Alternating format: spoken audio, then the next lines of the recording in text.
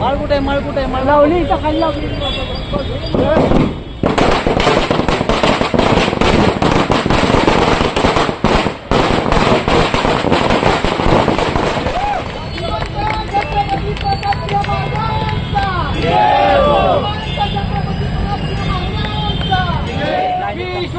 Doctor Babasaheb आंबेडकरांचा लोकशाहीर अण्णाभाऊ साठेंचा वीर उमाजी नाईकांचा लहुजी वस्ताद साळवे आमच्या क्रांतिगुरू लहुजी वस्ताद साळवांचा डेमोक्रॅटिक पार्टी ऑफ इंडियाचा अजिंक्य भैया भाग्या बडा धन्यवाद सर्व महापुरुषांचं या ठिकाणी पुष्पार्पण करून अभिवादन करते आलेल्या सर्व लोकांना विनंती आहे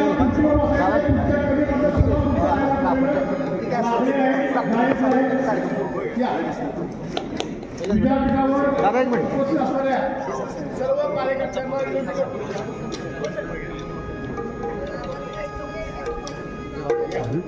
आम्हाला मिळतोय म्हणून मी सगळ्यांना विनंती करतो महापुरुषांच्या अभिवादनानंतर या प्रमुख नेत्यांनी आपल्या नागरिकांचं सातारकरांचं स्वागत करावं. सर्वांनी खाली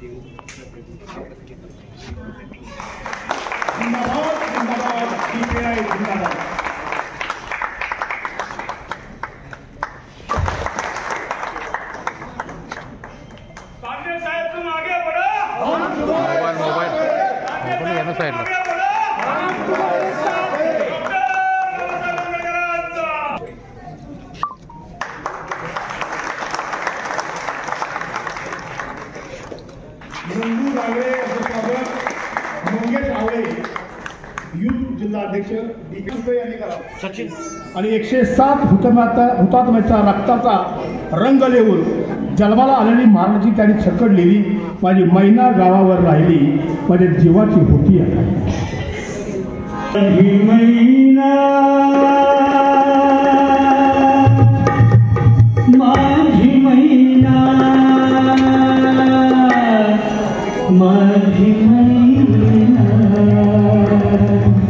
माझी मैना माझी मैना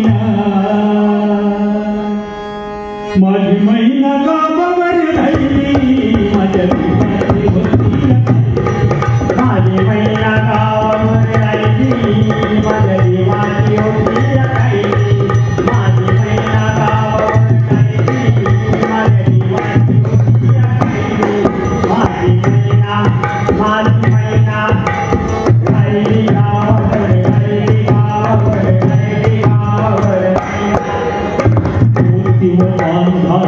गगभाला ओम चंद्राची मुदाच्या गुणाची मोठ्या मनाची सीताची माझी कामाची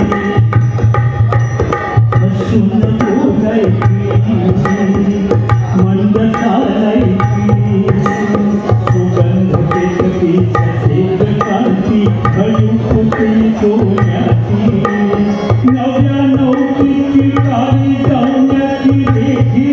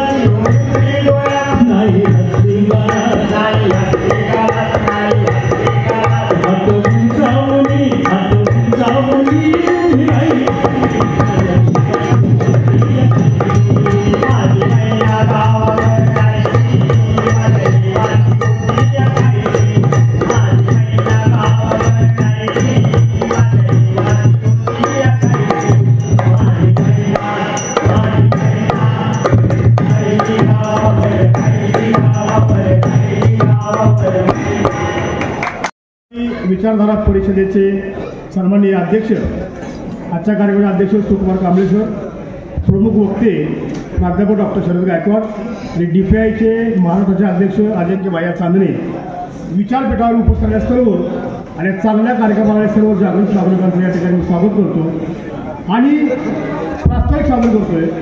दादानो, ही जी चळवळ आहे ती फुले आंबेडकरांच्या विचाराची चळवळ आहे. या चळवळीचा फायदा ज्यांनी घेतला, परंतु बाबासाहेबांनी सगळ्यांनाच फायदा देण्याचा प्रयत्न केला ना. ज्यांनी फायदा घेतला त्यांनी खालच्या लोकांच्यावर पाहिलं नाही, बघितलं नाही. आणि त्याचा जो मातंग समाज जो आहे, बौद्धांच्या बरोबरीनं खालोखाल असणारा, संख्येनं जास्त असणारा मातंग समाजाचा राजकीय बेस, केडर बेस असणारी ही मांगांची पार्टी आहे. त्यामुळे बौद्धांना रागायचे कारण नाही. तुमच्या आरपीआयचे ढिगभर आहेत. आमचा एकच पक्ष आहे, हा तो नवीन आहे. या पक्षाला आम्ही मोठं करण्याचा प्रयत्न करतोय, पण विचारधारा फक्त आणि फक्त डॉक्टर आंबेडकर आहे. त्यात तडजोड नाही. आम्ही राजकारणामध्ये दलाली कधीच करणार नाही आणि वाईट सवय लावून घेणार नाही. DPIचा पक्ष भले उशिरा मोठा झाला, भले त्याला अजून 10 वर्ष झालेली चालतील, पण इथला कार्यकर्ता निर्व्यसनी असला पाहिजे, समाजाच्या आयुष्याला प्रेम असलं पाहिजे, त्याची स्वतःची किमान 2 व्हीलर गाडी असावी आणि काहीतरी त्याचा धंदा असला पाहिजे, तो परावलंबी असला पाहिजे. अशाच मात्र समाजाच्या कार्यकर्त्यांना आम्ही DPIमध्ये घेतोय.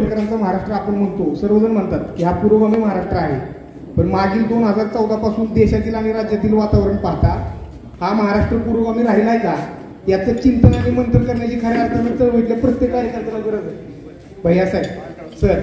आणि म्हणून या विषयावरती वादळी चर्चा व्हावी आणि ती आमच्या सातारच्या क्रांतीभूमीमध्ये व्हावी, हा उदात्त हेतू घेऊनच DPIच्या वतीनं आम्ही या कार्यक्रमाचं आयोजन केलेलं आहे. या कार्यक्रमाचे उद्घाटक माजी न्यायमूर्ती मान्य BG कोसे पाटील साहेब होते. सकाळी ते कार्यक्रमाच्या निमित्तानं आले, पण आज संध्याकाळी त्यांना दुसरा कार्यक्रम होता, त्यामुळे ते लवकर गेले. आणि आज या कार्यक्रमाचे आत्ता या क्षणाला उद्घाटक म्हणून मातंग समाजामध्ये खऱ्या अर्थानं बुद्ध शिवराय फुले शाहू आंबेडकर विचार पेरणारे, विज्ञानवादी विचार देणारे, सर्वच बहुजन समाजाला आदर्श होत असणारे प्राध्यापक डॉक्टर शरद गायकवाड हे आम्हाला उद्घाटक म्हणून लागले, मी त्यांचे विशेष आभार व्यक्त करतो. त्याचबरोबर आजच्या या कार्यक्रमाचे अध्यक्ष म्हणून आमचे सर्वांचे आदरणीय नेते मार्गदर्शक प्राध्यापक सुकुमारजी कांबळे सर आहेत. मंचावर महाराष्ट्रातील तमाम बहुजनांचे भविष्य असं आम्ही जाणीवपूर्वक ज्यांना म्हणतो, कारण खरं सांगायचं झालं तर महाराष्ट्रात फक्त एकाच नेत्याला भविष्य आहे, ते म्हणजे अजिंक्य भाया चांदणे यांना भविष्य आहे. आणि खऱ्या अर्थानं महाराष्ट्रातील सगळ्या बहुजन समाजाला तळहाताच्या पोळासारखं जपण्याची क्वालिटी आणि धमक त्या नेत्यामध्ये आहे, असे आमचे अजिंक्य भाया चांदणे. मंचावर उपस्थित पक्षाचे सर्व पदाधिकारी, अशोकराव वायदंडे ज्येष्ठ नेते, सतीजी लोंढे प्रदेश उपाध्यक्ष, अनेक कार्यकर्ते, तरुण मित्र आणि सहकार्यांनो, ही परिषद आपला मनगट आणि मेंदू सक्षम करणारी परिषद आहे. या परिषदेच्या माध्यमातून तुम्ही काय घेणार आहात, तर विचार घेणार आहात आणि तेच विचार तुम्हाला चळवळीत काम करण्यासाठी मार्गक्रमण करणार आहेत. मी जास्त वेळ घेणार नाही. या परिषदेला आपण ज्या पद्धतीने ज्या उत्सुकतेने आला आहात त्यात उत्सुकतेने आपण सर्वांनी थांबावं आणि विचार मान्यवरांच्या ऐकावं एवढी या ठिकाणी विनंती करतो आणि थांबतो. क्रांतिकारी जय भीम जय गौरी. आज दिसते का कुठं कम्युनिस्ट विचारधारेचे कुठं साहित्य संमेलन सभा दिसतायत का? कुठं दिसणार नाहीत. तुम्हाला संपुष्टात आणली. त्याच्या विरोधात एक नॅरेटिव्ह सेट करण्यात आला. नक्षलवादी लोक आहेत, लक्षात घ्या. तुमच्याकडे येणार आहे मी आता. तुम्ही कोण आहेत? शहरी नक्षलवादी आहे. जायचंय तुम्हाला, मला पण जायचंय मध्ये. मी शहरी नक्षलवादी आहे.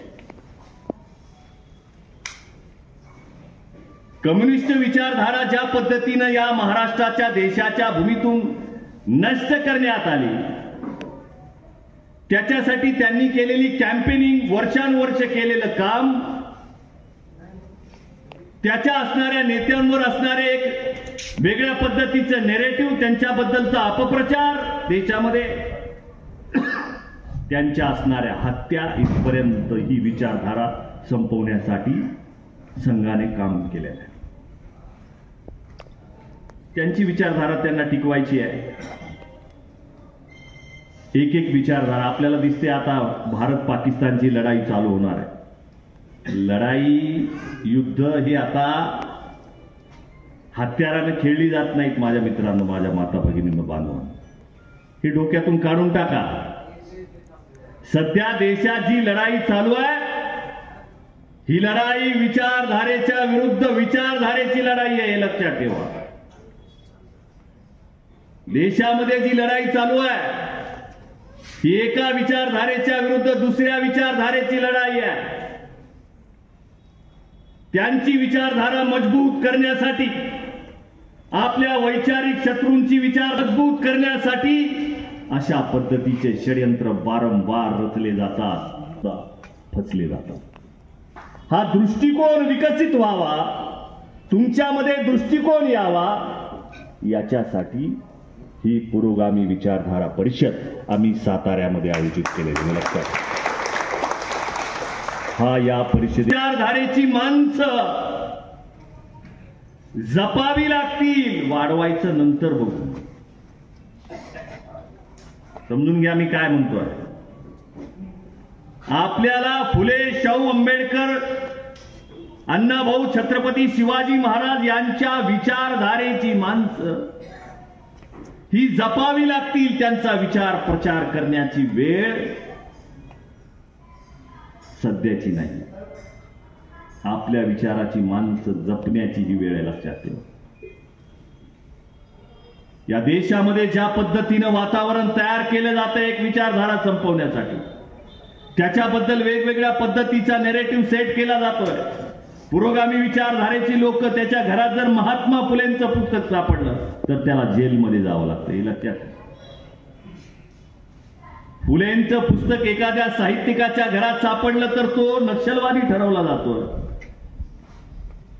अशा पद्धतीचं भयानक वातावरण सध्या देशामध्ये आणि राज्यामध्ये आहे. परंतु लक्षात ठेवा माझ्या मित्रांनो, माझ्या बांधवांनो, माझ्या तरुण मित्रांनो, हे राज्य बाबासाहेब आंबेडकरांचं आहे. हे राज्य छत्रपती शिवाजी महाराजांचं, शाहू महाराजांचं, फुलेंचं राज्य आहे. कितीही त्यांची विचारधारा वेगानं आज या देशामध्ये पुढे जात असेल, परंतु तिची माती याच महाराष्ट्राच्या मातीमध्ये होणार आहे, हे या साताऱ्यामधून मी या ठिकाणी जाहीर सांगू इच्छितो. तुम्ही पूर्ण यूपी मध्ये, महाराष्ट्रात, देशामध्ये कुठेही तुमच्या विचारधारेचा, विषमतावादी विचारधारेचं विष पेरत राहा, परंतु तुमचा अंत मात्र याच भूमीमध्ये होणार. त्याच्यासाठी माणसं आपली मेंदूने परिपक्व असल्या पाहिजे, विचाराने परिपक्व असायला पाहिजे. समोरचा शत्रू कोणते षडयंत्र रचतोय या षडयंत्राला ओळखण्याची दृष्टी आपल्याकडे असली पाहिजे. त्यांच्या ट्रॅपमध्ये, त्यांच्या जाळ्यामध्ये आपली पोरं फसली नाही पाहिजे, हे लक्षात घ्या. आपली पोरं आपल्याच विचारधारेच्या मंचकावर आली पाहिजेत, ना की संघाच्या शाखेवर गेले पाहिजेत, लक्षात घ्या. ते आमिष दाखवतायत. आमचा प्राध्यापक असेल तर त्याला म्हणतात की तुला कुलगुरू बनू, एखाद्या हेड बनू तुला एखाद्या याचा.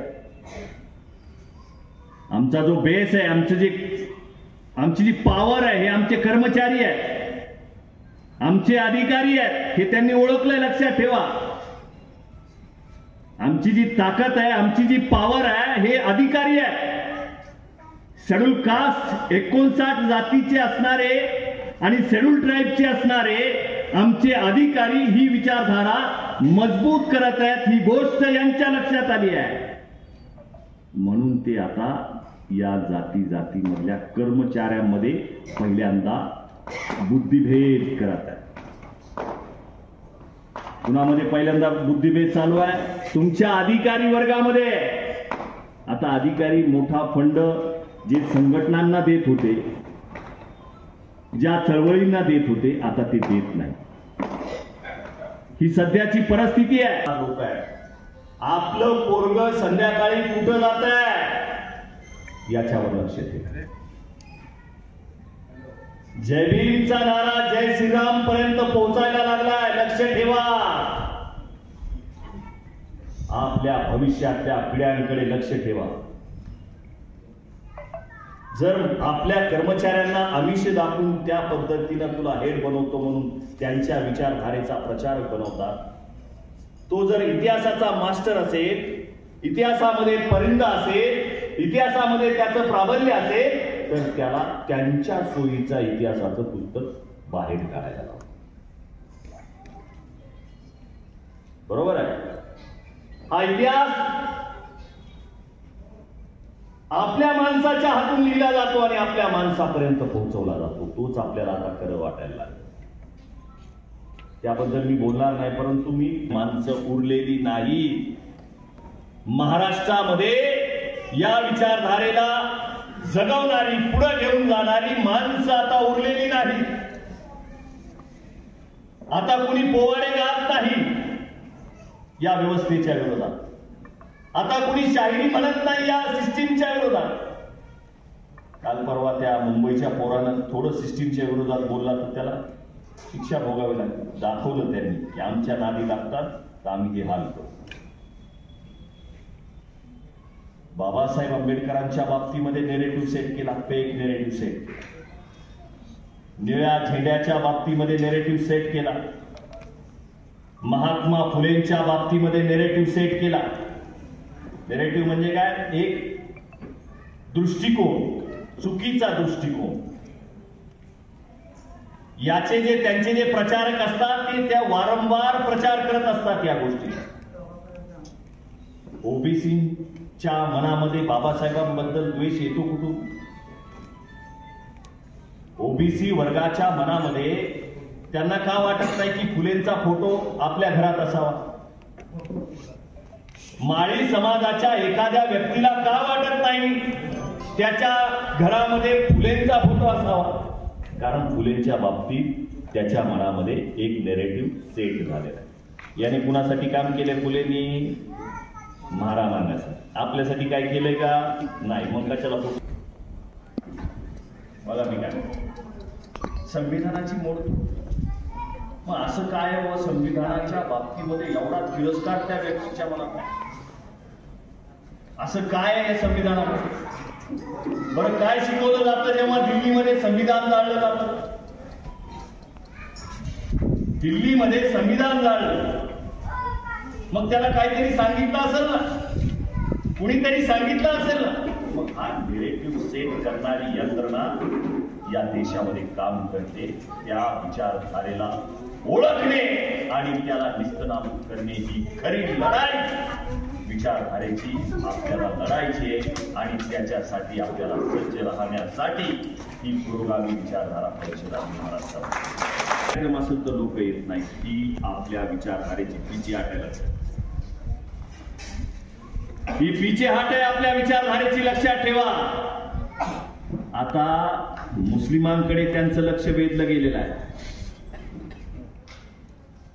शेड्यूल कास्ट कडे त्यांचं लक्ष वेधले गेलेलं आहे. शेड्यूल कास्ट, शेड्यूल ट्राईब कडे त्यांचं, आदिवासींकडे त्यांचं लक्ष वेधलेलं आहे. तुमच्यामध्ये काय काय चालतं काय काय होतं तुमच्यापेक्षा जास्त संघाच्या लोकांना माहिती. मग संघ कोण आहे? आपल्याला लढाईला जायचं असेल तर आपला दुश्मन तरी आपल्याला माहित पाहिजे की नाही? आपला शत्रूच कोण आहे हे जर आपल्याला माहित नसेल तर तुम्ही लढणार कुणासाठी आहेत आणि कुणासोबत आहे? बाबासाहेब आंबेडकरांनी तुम्हाला तुमच्या शत्रूची ओळख करून दिलेली आहे, लक्षात ठेवा. मग याच्यासाठी बाबासाहेब तर आपल्याला समजणं गरजेचं आहे. बाबासाहेब गाण्यातून किती समजणार आहे तुम्हाला? त्याच्यासाठी बाबासाहेब वाचावे लागतील आणि बाबासाहेबांनी जे शत्रू आपल्याला सांगितले त्या शत्रूची ओळख आपल्याला होणं गरजेचं आहे. फुलेंनी कोणते शत्रू सांगितले? शाहूंनी कोणते शत्रू सांगितले? हे ओळखणं आता बंद झालं. नव्या पिढींना माहित नाही. तुम्हाला सगळ्यांना, तुम्ही कशामुळे आले इथं? कारण तुम्हाला याची जाणीव आहे. तुम्ही ज्या वयामध्ये बसलेले लोक आहेत माझ्यासमोर, तुम्हाला कुणीतरी हे शिकवलेलं आहे म्हणून तुम्ही इथपर्यंत आहे. तुम्ही जर तुमच्या पिढ्यांना शिकवलं नाही तर ते पुढच्या सभेला इथं येणार. हे लक्षात ठेवा. ही परंपरागत आलेली, पिढी जात आलेली आपली विचारधारेची परंपरा आहे. हे लक्षात ठेवा. बाबासाहेबांच्या जयंतीच्या निमित्तानं सुकुमार कांबळे सारखी माणसं खेड्यापाड्यात जाऊन त्यांनी विचार पेरले, त्याच्यातून तुम्ही आम्ही तयार झालो. ते लक्षात ठेवा. या लोकांनी गावागावात खेड्याखेड्यामध्ये जाऊन बाबासाहेबांच्या, फुलेंच्या विचारांचा प्रचार केला, त्याच्यातून तुमच्या आमच्या पिढ्या तयार झालेल्या आहेत. हे लक्षात ठेवा. आता जर ही प्रचाराची यंत्रणा वेगाने आपण जर राबवली नाही तर भविष्यातल्या पिढ्या मात्र आपल्या सोबत राहतील. आपला लेख जरी असला तरी तो विचारानं तुमचा नसेल. लक्षात ठेवा. आता आपण आपल्या जन्मानं आपला कोण नेता आहे याच्या पाठीमागं उभा राहिलोय. तो कोणत्या विचारधारेचे आपल्याला काही घेणं देणं राहिलेलं नाही. तो जन्मानं आपल्या जातीचा आहे ना, याला महत्व आहे. पण तो विचारधारेनं कुणाचा आहे याला आपल्याकडे महत्व राहिलेलं नाही. तो आपल्या शत्रूची विचारधारा पेरतोय आपल्यामध्ये, हे आपल्याला समजण्याचा दृष्टिकोन राहिलेला नाही. म्हणून जन्मानं कोण आपला आहे याच्यापेक्षा विचारानं कोण आपला आहे त्याच्या पाठीमागे उभा राहा. हे लक्षात ठेवा. विचारधारेनं कोण आपला आहे, आपला प्रचार कोण करतोय. बाबासाहेबांचा निळा झेंडा तर कुणी घालून येईल, बरोबर आहे का नाही? ईदला हिरवा गमजा कुणी घालून येतो, पण त्याला प्रेम असतं का मुसलमानाबद्दल? मग त्याने हिरवा गमजा घातलाय, निळी टोपी घातली आहे आणि मनामध्ये त्याच्या काय, हे माझे दुश्मन आहे. काय उपयोग आहे? तुमचे सिम्बॉल त्यांनी गळ्यामध्ये, डोक्यावर घातले म्हणजे तो तुमचा माणूस झाला का? आपल्या कार्यक्रमाला इथे येऊन बसणाऱ्याने जर निळा गमजा घातला तर त्याला म्हणणारी पिढी आहे सध्या आपली, तो आपला माणूस आहे म्हणणारी पिढी आहे सध्या. परंतु इथं बसलेला निळा गमजा घातलेला माणूस, जरी त्याने निळा गमजा घातलेला असेल तर त्याचा आदर करणं हे आमचा सिद्धांत आहे तथागत गौतम बुद्धाचा. परंतु तो आमच्या विचारधारेचा नाही, हे फुले शाहू आंबेडकरांचा विचार आहे. ही गोष्ट लक्षात ठेवा. हे ओळखा. आपले मित्र आणि शत्रू कोण आहेत हे ओळखा आणि हे ओळखून आपल्याला मार्गक्रमण करणं गरजेचं आहे. हे ओळखून मार्गक्रमण करणं गरजेचं आहे. मुसलमानांना माहिती आहे का त्यांचा शत्रू कोण आहे? ते म्हणतात हिंदू हिंदू हिंदू. आता कुठं मुस्लिमांना माहीत झालंय नाही. हिंदूंच्या मनामध्ये द्वेष पसरवणारा, आमच्याबद्दल वीज पसरवणारा आमचा शत्रू आहे, हे मुस्लिमांना कळून चुकलेला आहे. याच्यासाठी त्यांची प्रचार यंत्रणा काम करत आहे. मग आपली प्रचार यंत्रणा कुठे आहे? बाबासाहेब आंबेडकरांची जयंती हे निमित्त आहे, लक्षात ठेवा. या विचाराच्या प्रचाराचं, या विचारधारांच्या प्रचाराचं निमित्त बाबासाहेब आंबेडकरांची जयंती. म्हणून माझ्या अनुसूचित जातीच्या शेड्यूल कास्टच्या 59 जातीच्या लोकांना, शेड्यूल कास्टच्या 59 जातींच्या लोकांना बाबासाहेब आंबेडकरांनी बांधलेला आहे. तुम्हाला सर्वांना एका मुठीत बाबासाहेब आंबेडकरांनी बांधलेला आहे. या 59 जातींना वैचारिकरित्या विभाजण्याचं काम सध्या राज्यामध्ये चालू आहे, देशामध्ये चालू आहे. याला हाणून पाडायचं असेल तर तुमच्या आमच्यावर फार मोठी जिम्मेदारी आहे आणि ही जिम्मेदारी ओळखून तुम्ही आम्ही काम करणं गरजेचं आहे. काय चालू आहे इकडे बसवा त्यांना. ही साताऱ्याच्या ऐतिहासिक भूमीमध्ये होते. या विचाराला वाचवण्यासाठी बघा आम्ही काय म्हणतोय, या विचारधारेला वाचवण्यासाठी आमच्यासारखे आजच्या पिढीचे तरुण महाराष्ट्रामधून ही प्रयत्न करत आहोत. राहुल गांधी या देशाचा युवराज आहे. त्याची विचारधारा ही गांधीवादी विचारधारा आहे, लक्षात ठेवा. राहुल गांधी यांची विचारधारा ही गांधीवादी विचारधारा आहे. परंतु राहुल गांधीला सुद्धा हातामध्ये आता बाबासाहेब आंबेडकरांचा फोटो आणि संविधान. मग आम्ही भावनिक व्हायचं नाही. मग आम्ही भावनिक आता सांगितलं ना मी काय, गळ्यात गमजा घातला की आपला माणूस आहे, गळ्यात हातात बाबासाहेब घेतले म्हणजे आपला माणूस आहे.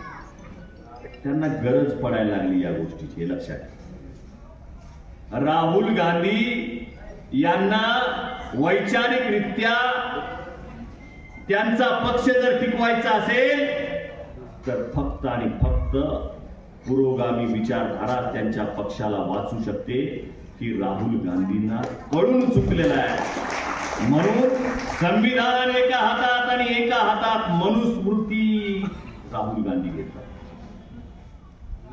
मनुस्मृतीच्या बाबतीत त्यांच्या आजोबाने, आजीने, वडिलांनी कधी बोललेलं ऐकलं का तुम्ही? मनुस्मृती तर आपल्यात चालू असायचं, बरोबर आहे का?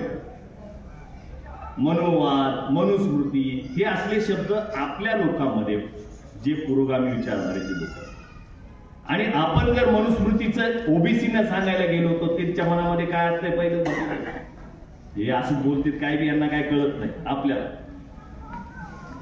या लोकांना काय समजत नाही. हे लोक जेही बोलतील ते सगळं खोटं असतं. एका मंदिराच्या खाली बुद्ध मूर्ती सापडली, आपण जर म्हटलं बुद्ध मूर्ती, पहिलं सांगून टाकलेलं असतं हे खोटंच बोलतील. हे लक्षात ठेवा. आपल्याबद्दलचा इतर समूहामध्ये एक नेरेटिव्ह सेट केलेला आहे. त्या पद्धतीनं ते आपल्याकडे बघत असतात. आपण बोललेल्या शब्दांकडे ते लक्षही देत नाहीत. आपण बोललेल्या, आपण विचारधारा मांडलेल्या शब्दांकडे, विचारांकडे त्यांना काडी मात्र सुद्धा त्यांना व्हॅल्यू नसते. म्हणून अशा लोकांना ओळखणं गरजेचं आहे. ही लढाई आता, हे युग लक्षात घ्या, शेवटचं बोलतोय, आताच जे युग आहे, 2014 पासून जरी सगळ्यांना स्वप्न पडत असतील, 2025 चालू आहे. संघाला 100 वर्ष पूर्ण झालेले आहेत. त्यांचे मनसुबे त्यांनी या 100 वर्षामध्ये पूर्ण करण्याचं ठरवलं होतं. त्या पद्धतीनं त्यांनी नथुराम गोडसे पासून तर बाबरी मस्जिद पर्यंत सगळं करून बसले आणि सत्तेमध्ये आले. आज धर्मसत्ता, राजसत्ता त्यांच्या ताब्यामध्ये आहे. परंतु त्यांची ओरिजिनल लढाई कुणासोबत आहे तर पुरोगामी फुले शाहू आंबेडकरांच्या विचारधारेसोबत आहे. हे त्यांना माहित आहे, लक्षात ठेवा. हे त्यांना माहित आहे. हा आंबेडकरी युगाचा आरंभ, हे लक्षात ठेवा. याच्यानंतर आंबेडकरी युगाचा आरंभ होईल या देशामध्ये. म्हणून घाबरून जायचं नाही. ही लोक जेही षडयंत्र करतील त्या षडयंत्राच्या जाळ्यामध्ये तुम्ही आम्ही फसायचं नाही. हे जेही बोलतील त्याच्यावर प्रतिक्रिया द्यायची नाही. तुम्ही प्रतिक्रिया द्याव्या याच्यासाठीच काही मुद्दे बाहेर काढले जातात, लक्षात. ऍक्शनच्या विरोधामध्ये रिॲक्शन येणार आहे हे त्यांना माहीत असतं. संविधानाची प्रतिकृती परभणीमध्ये तोडल्याच्या नंतर दंगल उसळणाराच आहे हे त्यांना माहीत असतं आणि दंगल उसळल्यानंतर आमचे पोरं तोडफोड करणारच आहे आणि केल्यानंतर मात्र आपण काय करायचं हे त्यांना माहित. कायद्याची भाषा करतात, कायद्याला न जुमानणारे लोक आहेत हे. लक्षात घ्या, कायद्याची भाषा करणारे हे लोक कायद्याला जुमानतात का बघा. हे व्हिडिओ येतात कुठून, हे फोटो येतात कुठून, पोरांनी गाड्या फोडल्याले येतात कुठून, हे त्यांच्यामध्ये प्रचार होतो कुठून, कायद्याला न जुमानणारे लोक हे ते त्यांच्या मुखातून येतं कुठून. किती अलर्ट आहेत आणि सतर्क आहेत ही लोक. मग आपण किती अलर्ट आहोत आणि आपण किती सतर्क आहोत. आपण किती आपल्या बाबासाहेब आंबेडकरांच्या सणामध्ये उत्सवामध्ये व्यग्र आहोत. आपण आपले नवे कपडे, नव्या साड्या, नवे रंगरंगोटी याच्यामध्ये किती मग्न आहोत बाबासाहेबांच्या जयंतीच्या निमित्तानं. याचं चिंतन आणि भानावर येण्यासाठीची ही परिषद आहे. म्हणून माझ्या इथं बसलेल्या तमाम बहुजन बांधवांना, माता भगिनींना माझी विनंती आहे की आपल्या भविष्यातल्या पिढ्यांना जर विचारधारेच्या मेंदून सशक्त करायचं असेल तर आपापल्या पोरांना पुरोगामी विचारधारेचे ढोस पाजायचं चालू करा.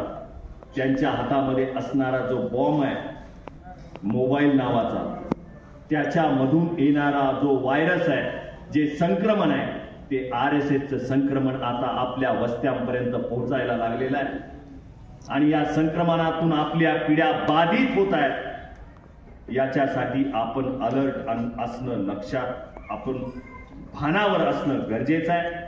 म्हणून या विचारधारे परिषदेसारख्या अनेक असंख्य विचारधारा प्रत्येक पुरोगामी असणाऱ्या व्यक्तीनं केल्या पाहिजेत. परिषदेच्या माध्यमातून समाज जागृती केली पाहिजे.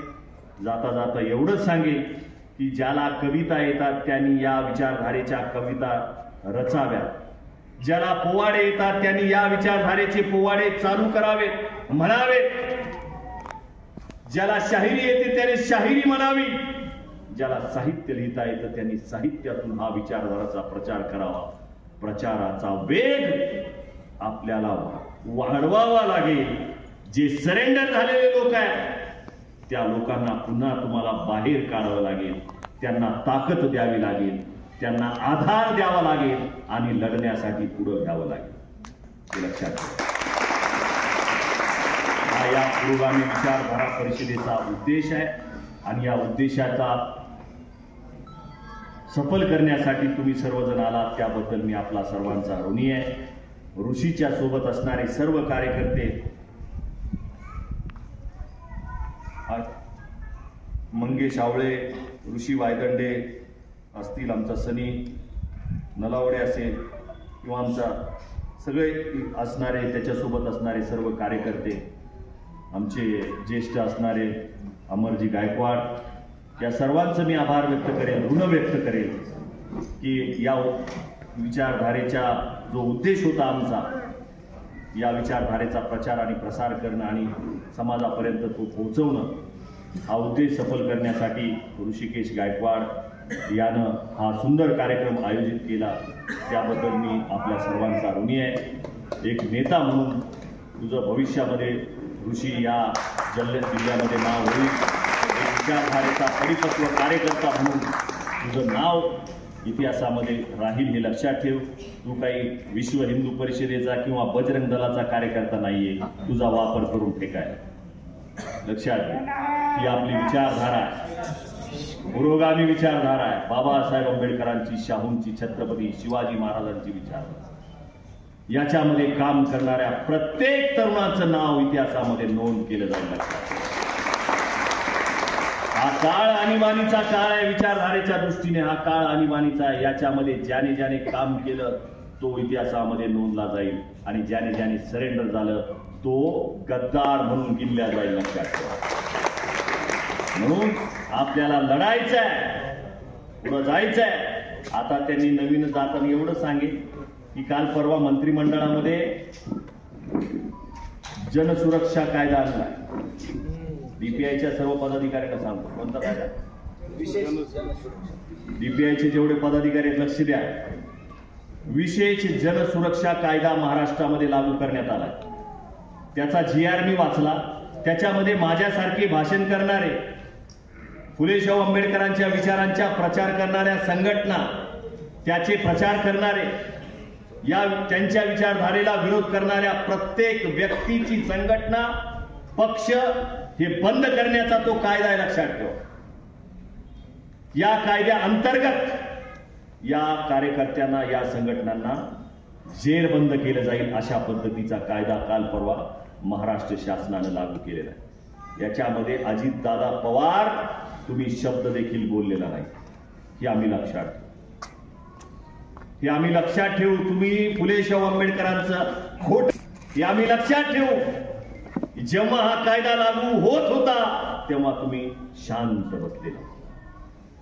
जेव्हा पुरोगामी विचारधारेच्या पोरांवर गुन्हे दाखल होतील नक्षलवादी म्हणून, तेव्हा मात्र अजितदादा आम्ही तुम्हाला सवाल विचारू की तुम्ही काय करतो. आम्हाला एकनाथ शिंदेची आवश्यकता नाही. त्यांची विचारधारा वेगळी आहे. ते जन्माने कोण आहेत आम्हाला काही माहित नाही, पण ती आमच्या विचारधारेचा माणूस नाही. पण तुम्ही वारंवार उल्लेख करता फुले शाहू आंबेडकरांचा. तुम्ही मात्र या कायदा जेव्हा लागू होत होता तेव्हा शांत होतात दादा. आमच्यासारखी पोरं जेव्हा नक्षलवादी म्हणून जेरबंद केली जातील तेव्हा समाज तुम्हाला प्रश्न विचारेल की तुम्ही शांत का होता. याच्यासाठी या गोष्टी तुम्ही लक्षात ठेवणं गरजेचं आहे. या विचारधारा परिषदेच्या माध्यमातून सर्वांचे पुन्हा एकदा आभार व्यक्त करतो. याच्यानंतर प्राध्यापक सुकुमार कांबळे सर आपले विचार व्यक्त करतील. मातीत घालण्यासाठी DPIचा जन्म झालेला. कितीही जेल होऊ दे, कितीही त्रास होऊ दे, ही लढाई. अरे सावलीचा विटाळ मानला जायचा त्या काळात बाबासाहेब एकटे लढत होते. पण लढत असताना शत्रू कोण लढाई सुरू केली होती आणि ती त्या काळात जिंकलेली आहे. आज तर असंख्य कार्यकर्ते आपले आहेत आंबेडकर विचारायचे. तो कायदा जो आणला अजिंक्य, त्या कायद्याला विरोध म्हणून सगळ्यांनी टाळ्या वाजवायच्या. विरोध आम्हीच विरोध करणार. तर काय जेल काय घर काय आम्हाला काय. तिथं 2 टाइम निवांत सकाळचा चहा मिळतोय. पण ही लढाई थांबणार नाही. ही लढाई आमचे कार्यकर्ते लढणारच. यासाठी ही पुरोगामी परिषद आहे. चांद्रे साहेब 14 पासून मी ह्या रस्त्यावर आहे. पुणे ते कोल्हापूर महाराष्ट्र मी फिरतोय. सगळ्या महाराष्ट्रातील रस्ते, सगळे हायवे चांगले झालेले आहेत. पण हा सातारा जिल्हा, कोल्हापूर जिल्हा हा पुरोगामी जिल्हा म्हणून पुणे ते कोल्हापूरचा रस्ता कधी चांगला झालेला नाही. आता निरीक्षण आहे. महाराष्ट्रावर फिरा, सगळे हायवे, सगळ्या हायवेला लाइटिंग आहे, व्यवस्थित हायवे चालू आहे. ह्या जातीवादी धर्मांधाने हा सातारा जिल्हा, कोल्हापूर जिल्हा छत्रपती शाहूंचा आणि प्रताप सिंगांचा जिल्हा म्हणून त्याच्याकडे दुर्लक्ष केलंय. बघा तुम्ही पुणे ते कोल्हापूर सरळ जाता येते का. ठरवून रस्ते बाद केलेत. आम्हाला त्रास देता येते. हा छत्रपती शाहू महाराजांची पुण्यतिथी आहे. माझ्या बाबा शाहू महाराजांनी चळवळीला काय नाव दिलं होतं. ब्राह्मण विरोध ब्राह्मणेतर नाव होतं शाहू महाराजांचं. ब्राह्मण विरोध ब्राह्मणेतर. खूप त्रास झाला शाहू महाराजांना, पण नांगी नाही टाकली नांगी. ही लढाई महाराजांनी लढली आणि ती जिंकली सुद्धा माझ्या बाबा. हे जे शाहू महाराजांना विरोध करणारी व्यवस्था, छत्रपती शिवाजी महाराजांचा राज्याभिषेक नाकारणारी व्यवस्था, बुद्धाला शिक्षा करणारी व्यवस्था, बाबासाहेबांना त्यांच्या सावलीचा विटाळ मानणारी व्यवस्था, अण्णा भावना शाळे नाकारणारी व्यवस्था आज सत्तेत आहे, ती राज्यात आहे, देशात आहे. याचं भान तुम्हाला असलं पाहिजे. आणि अशा काळामध्ये सगळा समाज घाबरलेला आहे. प्रत्येक वर्ग अस्वस्थ आहे. बोलायला तयार नाही, लिहायला तयार नाही, गाणं म्हणायला तयार नाही, पोवडे म्हणायला तयार नाही. म्हटलं तर आज टाकतील. एकच बॅनर महाराष्ट्राचा राजदीप आहे, ते कुणाला भीक घालत नाही. बोलायचं ते बोलणार, करायचं ते करणार. आणि ह्या विचारांनाच आम्ही महाराष्ट्र देश ताब्यात घेणार आहे का? आमच्या मताच्या ह्याच्यावर तू राजा झालायस, ते भान प्रत्येक समाजाला आपण द्यायचं आहे. आता आमच्या आया बहिणी बसल्यात, लाडक्या बहिणी 1,500 महिला आम्ही सगळा पगार देतो तर आमचं महत्व नाही. प्लॅनिंग आहे माझ्या बाजूला, इलेक्शनच्या तोंडावरचं प्लॅनिंग आहे. ह्याचं कारण असं एखादा माणूस अर्धपोटी राहिला आणि त्याला एका दिवशी जर जेवण दिलं तर त्याला, तसा हा देश हा राज्य कायम अर्धपोटी ठेवायचं, बहुजन समाजाला अर्धपोटी ठेवायचं, सगळ्या सवलतीपासून त्याला दूर ठेवायचं. आणि इलेक्शनच्या काळामध्ये अशा मग काय सीमा काढल्या की समाज बळी जातो, याचं भान त्यांना असल्यामुळे त्यांनी लाडकी बहीण काढली 1,500. आज सांगतो मित्र, आदिवासींच्या प्रत्येक घरात 25,000 मोफत द्यायची स्कीम काढली त्यांनी. आदिवासींच्या कुटुंबामध्ये रॅशन कार्डावर 25,000 कर्ज नव्हे, मोफत. तो वाटणारा प्लॅन करणारा माणूस मला आज भेटला, आदिवासीला मी 25,000 देतोय. ह्या इलेक्शनच्या तोंडावर रामुशांचं महामंडळ, भलारांचं महामंडळ, हे महामंडळ काढली त्यांनी, जातवार महामंडळ काढली. प्रत्येक जातीला वाटलं पाहिजे हे अपक्ष आमचा आहे, आमच्यासाठी काहीतरी काम करतोय. हे प्लॅनिंग आहे माझ्या बांधवानो. अरे पुरोगामी विचार म्हणजे काय? शाहू फुले आंबेडकर अण्णाभाऊ साठेंचा विचार म्हणजे काय? ह्या देशातील जात मुळात सकट उद्ध्वस्त करून समता प्रस्थापित करणं हा पुरोगामी विचार आहे. त्याला तिरंदाजी देण्याचं काम हे करू लागलेलं आहे. जातीवर गाणी आली, जातीचं स्पिरिट वाढवणारी गाणी आली, कुठं आली? कोण करताय? कोण शिकवताय?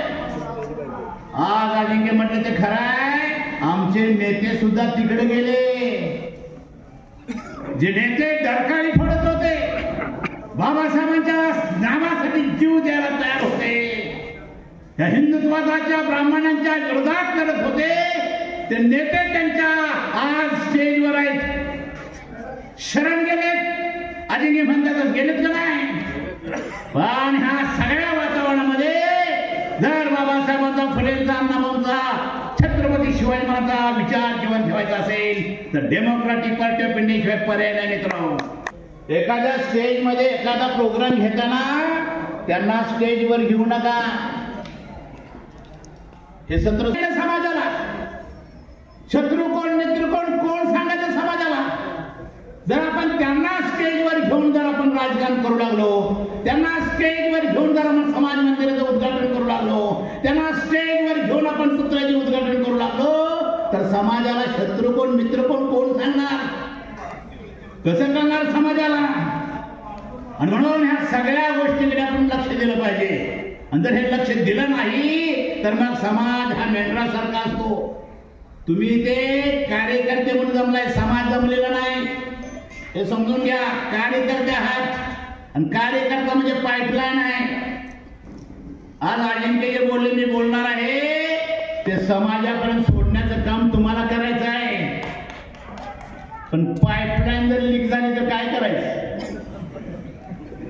पाईपलाईन जर फुटली तर काय करायचं? ह्या पाईपा लय फुटल्यात, आता पाईपाच पाणी पेल्या तर पाईपाच लीक झाल्यामुळे आम्हाला हे राबायला लागले. म्हणून माझ्या बांधवांनो, वेळ खूप झालेला आहे. माझ्या आया बहिणीला सांगतो, 1,500साठी तिकडे जाऊ नका. आणि माझ्या बांधवांनो, मत महत्वाचं आहे का नाही? मत महत्वाचं. छत्रपती शिवाजी महाराज काय यशस्वी झाले? काय म्हणा, अरे 5,000-5,500 संस्थानिक होत्या देशामध्ये. कुठल्या राजाचे जयंती होते का? कुठल्याही राजाची जयंती होत नाही. पण राजांची जयंती का होते? ह्या ब्राह्मणी व्यवस्थेनं मनुस्मृतीनं सजीव ठेवलं होतं. शस्त्र धरण्याचा अधिकार फक्त राजकुमारांना. कुणबी मराठाला सुद्धा शस्त्र धरण्याचा अधिकार नाही. बाकी यायचे राज्यकारणे ताब्यात घेतली, राज्य ताब्यात जायचं, देश ताब्यात जायचा. डेमोक्रॅटिक पार्टी आपण निरीक्षण केलंय, हा राज्य हा देश ताब्यात घ्यायचा असेल मताच्या माध्यमातून तर सगळे ब्राह्मणेतर समाज एकत्र केले पाहिजेत. छत्रपती शाहू महाराजांची पुण्यतिथी आहे. महाराजांनी ब्राह्मण विरोध ब्राह्मणेतर अशी लढाई 2.5 वर्ष लढली. 2.5 वर्ष वेदक प्रकरण लढलं नाही. आणि म्हणून छत्रपती शाहू महाराजांच्या पुण्यतिथी निमित्त हा आपल्या मनामध्ये खुणगाट बंद तुम्ही जा. हे आपले शत्रू आहेत, हे आमिष दाखवतायत.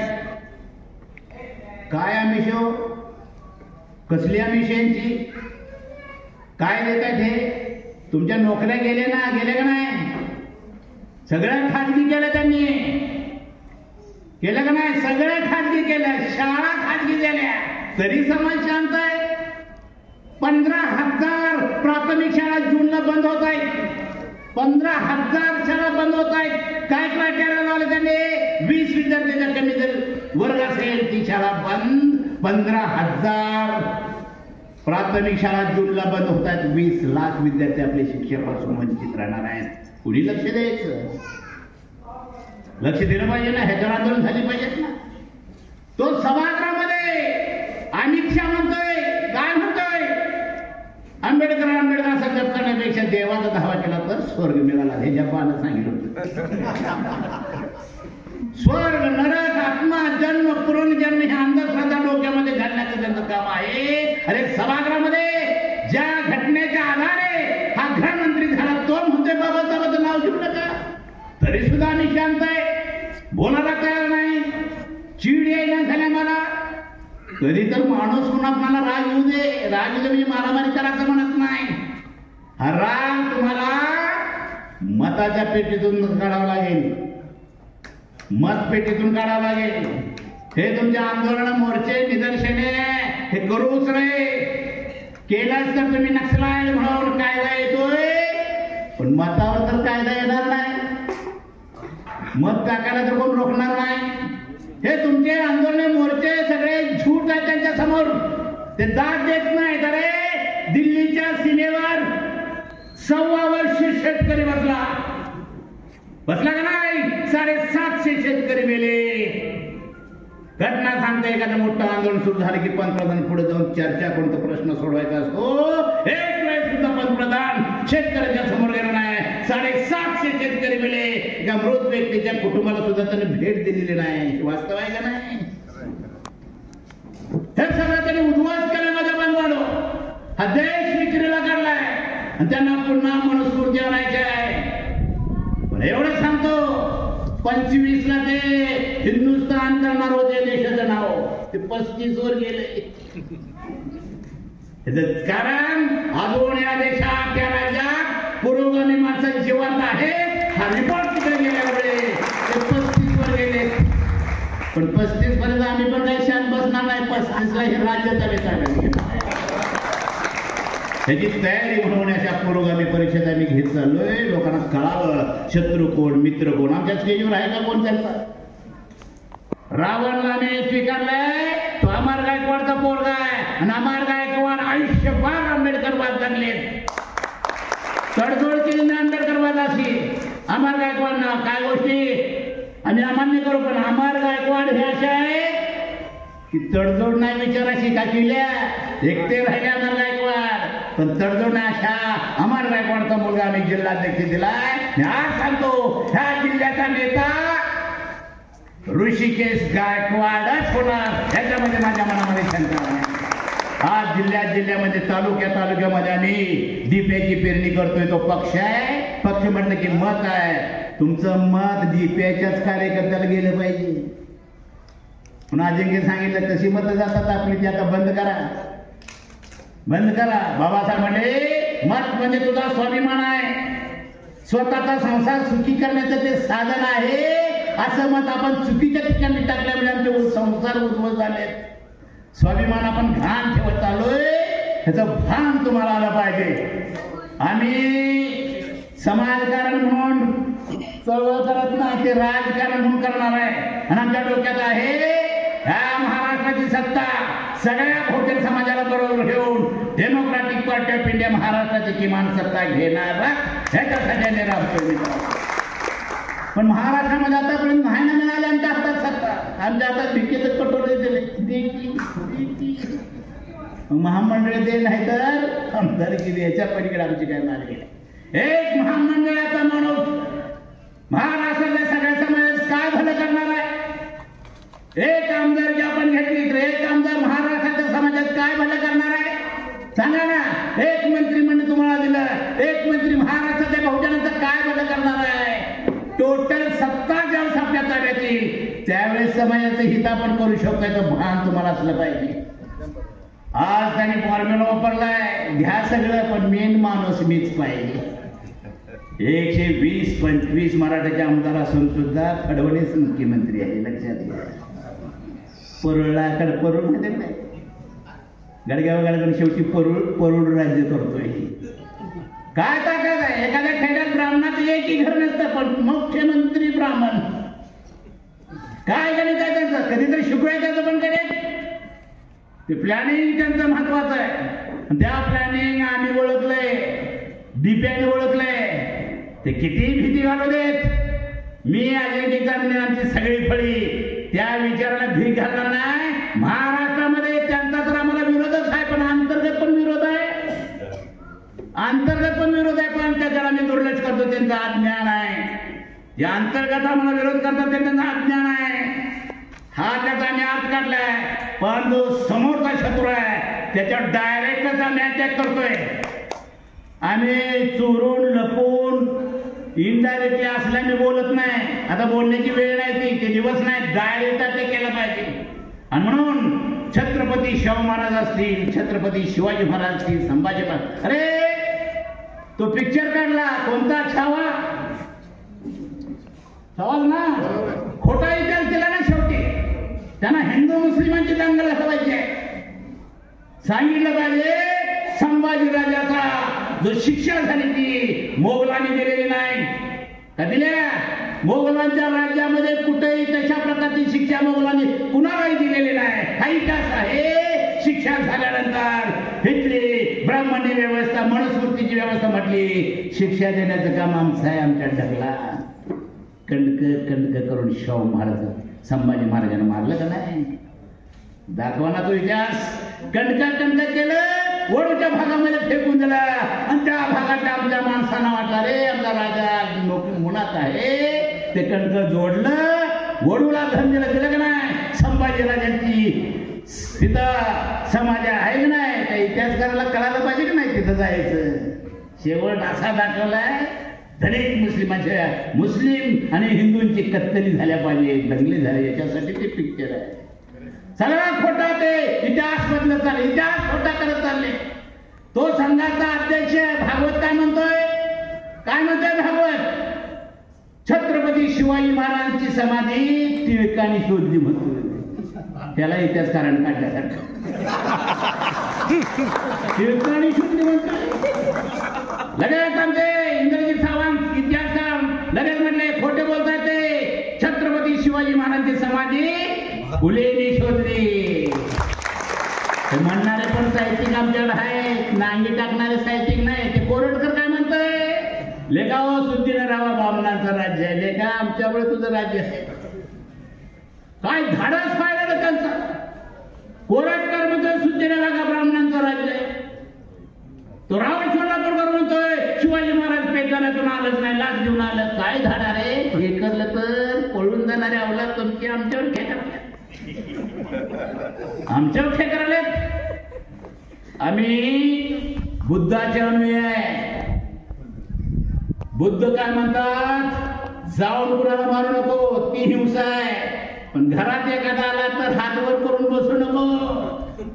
हात वर बुद्ध म्हणतात हात वर करून बसू नको. आणि त्या झटापटी जर मर्डर झाला तर बाबासाहेबांनी घटनेत 302 मध्ये निर्दोष सोडलेला आहे. आम्ही हात वर करून बसणार नाही. आमच्याकडे येऊ नका. आलात तर आम्ही सुद्धा तयार आहे. किती जेल असून किती 200 जेल आहे. जिल्ह्याचं जेल कितीच आहे? लय 400 जेल आहे. इथे 400 जमले. जेलला घाबरणारे आम्ही माणसं नाही. ह्या सगळ्या महापुरुषांनी सांगितले जाऊन मारू नको, पण तुझ्या घरात आला तू चोरू नको. हा इतिहास आहे आमचा. अमर गायकवाड म्हटले मान खालगी लावून दरोडा घालत होता, ती औलाद आमची आहे. 500 रोज 28,000 आहे का नाही. भीमा कोरेगाव 28,000 कापली पाहिजे, ती आमची औलाद आहे. नरवीर उमाजी नाईक माहिती आहे नाही, ती रामोशाची आमची औलाद आहे. हे सगळे आम्ही शस्त्रधारी समाज आहे का नाही. सगळ्यांच्याकडे शस्त्र आहेत, पण आम्ही खुपसून ठेवले का बाबासाहेबांची चौकट आहे. बाबासाहेबांची घटना असल्यामुळे आम्ही शांत आहोत. जर घटना मोडली, चौकट मोडली, तर मग अण्णाभाऊ साठे म्हणतात दलितांना मरणाची भीती घालू नका, मरण क्षणाला झोकाने देत असत. दलितांना मरणाची भीती घालू नका, मरण क्षणा झोकाने देत असत. विजेच्या तारा तोडणारा दलितच आहे. विजेच्या तारा तोडणारा दलित, त्याला माहित असल्याची शिक्षा बसमाना मृत्यू होणार आहे, तरी सुद्धा विजेच्या तारा तोडणारे दलितच आहेत. दलितांना मरणाची भीती घालू नका, मरण क्षणाला झोकाने देत असत. कोळशाच्या खाणीत काम करणारा दलितच आहे. त्याला माहित असतं त्याला बसमाना मृत्यू होणार, तरी सुद्धा कोळशाच्या खाणीत काम करणारा दलितच आहे. दलितांना मरणाची भीती घालू नका, मरण क्षणाला झोकाने देत असतं. आणि शेवटी अण्णाभाऊ म्हणतात दलितांचा आळस म्हणजे तलवारीवरील धूळ आहे. दलित म्हणजे मान ब्राह्मणेतराला दलित म्हटले अण्णाभाऊनी. दलितांचा आळस म्हणजे तलवारीवरील धूळ आहे. एकदा ती झटकली की तलवारच आहे. जातीवाद्यांना घटना मोडीत काढणाऱ्या आमचा इशारा आहे, तलवार गंजलेली नाही, धूळ साचली आहे. जर त्या नादाला लागला तर ती तलवार आम्ही झटकल्याशिवाय राहणार नाही. हा इशारा देण्यासाठी आम्ही पूर्वगामी परिषद घेतल्या. तो संदेश तुम्ही समाजाला द्यावा आणि समाजाला त्यांच्या विरोधात जागृत करावं अशी अपेक्षा व्यक्त करतो. माझ्या लांबलेन जय भीम जय